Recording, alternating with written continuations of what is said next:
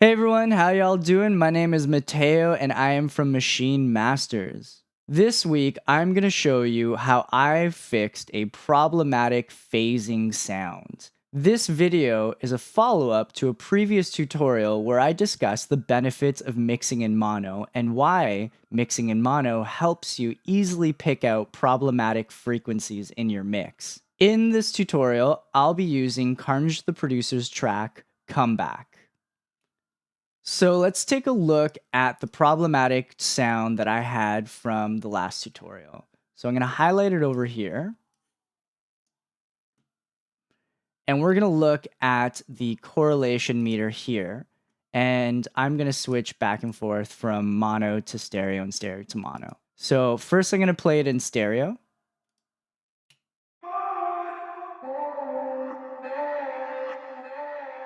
Now I'm going to play it in mono.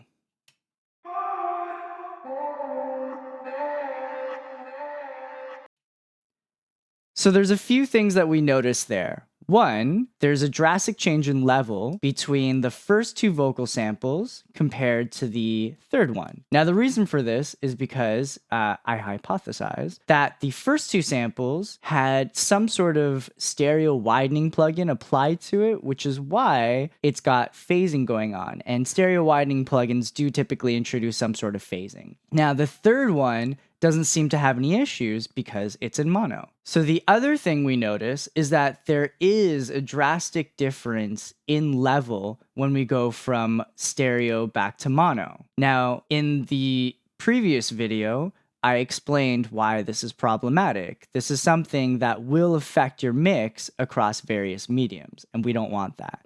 So we want our mix to not be affected by whatever medium it's being played on. So addressing these phasing issues is important. Now I'm going to show you how I fixed this particular issue. And as a disclaimer, not every phasing issue can be fixed in the same manner. So this is just one way that I fixed this particular issue.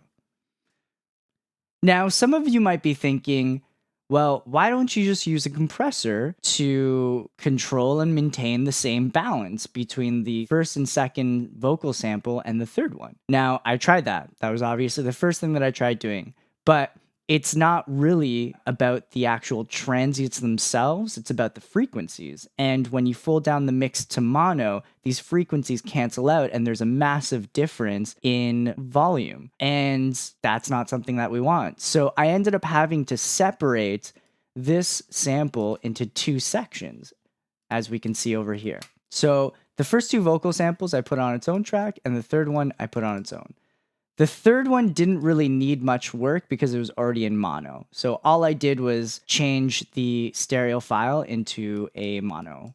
Now, for the first and second sample, I ended up using another instance of BX Solo on it.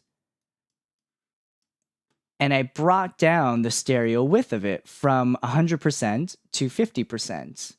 Now, once I did this, you can immediately see on the correlation meter and hear the difference. So I'm going to bring this in and we're going to take a listen to this. So this is without the BX Solo reducing the stereo width. So you can see the correlation meter was in the negative. Now when I bring in the BX Solo and I reduce the stereo width by 50%, you're going to see that the correlation meter actually stays in the positives this time.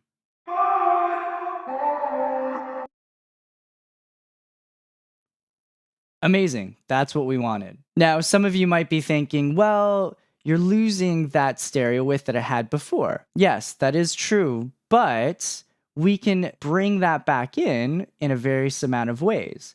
I've actually put in an instance of PanMan to create more width in it. And what this is going to do is going to bring back that drastic panning effect that we wanted, not in the same manner, but in context with the rest of the mix, it's still going to have a similar effect and it's going to maintain its level in the mix going from stereo to mono and still sound good. So we're going to listen to it with PanMan.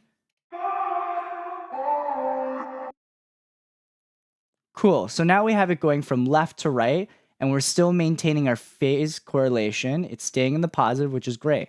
Now I'm going to bring the mix into mono and we're going to listen to this. Cool. So the final thing that I did with the third sample now is I adjusted the levels to balance between the first two and the third one. And I did that with just simply adjusting the level of the tracks. So I have the first two samples at 0.6 decibels, and I have the third sample at minus 11.9. So it's a big difference, but this prevents me from using more compression and squashing the life out of it. This way, I maintain more of the dynamics and I get a better balance between the two. So now if we hear both of them together, they're more in line with each other in regards to level.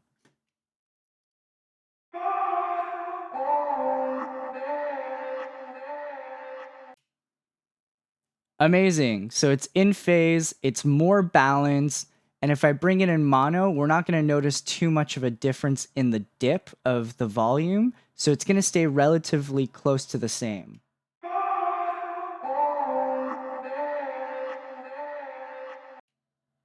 And then back to stereo.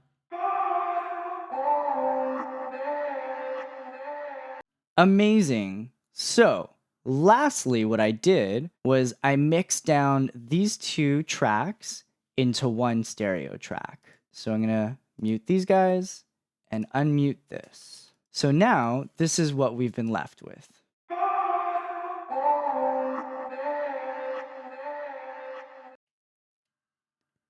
So we've got good phase coherency, we've got good balance, and the last thing that I wanted to do was add a little more ambience to it so it sits nicer in the track.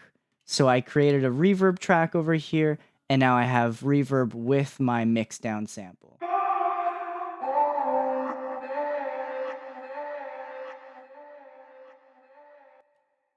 It's subtle, but it's exactly what I wanted to help sit in the track better. So now let's play everything together.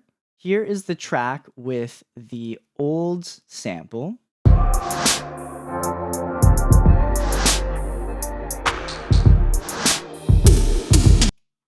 And here in mono.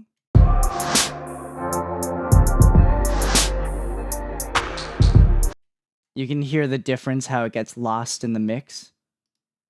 Now the new mix down of the sample in stereo with the mix.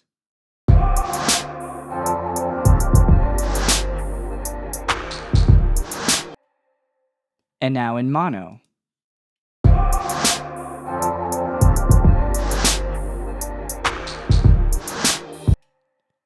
Amazing. So better mono compatibility. We're not losing those first two samples in the mix, and it sounds more consistent between all three samples. And then what I did was I just duplicated this audio track for the rest of the song. Thanks again to all of you that checked out this tutorial. We really appreciate it. I hope you enjoyed it. If you have any questions about what we covered in this tutorial, please feel free to leave it in the comment section below. Also, if you have any suggestions for future tutorials, also leave that in the comment section below. As always, please like and share this video and subscribe to Maschine Masters to keep up with all our latest tutorials. Thank you, everyone. Have a great day.